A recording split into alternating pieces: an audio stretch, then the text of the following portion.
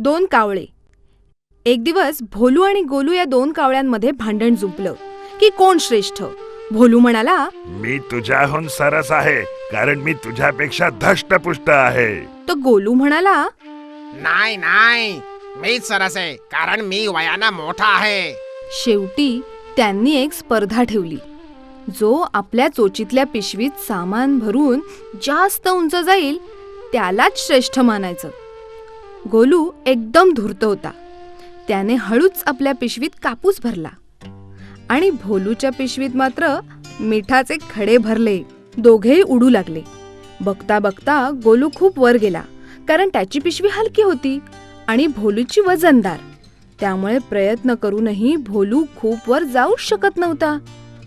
इतक्यात अचानक पाऊस सुरू झाला. गोलूच्या पिशवीतील कापूस पाण्यात भिजल्याने जड झाला. भोलूच्या पिशवीतलं मीठ मात्र पाण्यात विरघळून वाहून गेलं.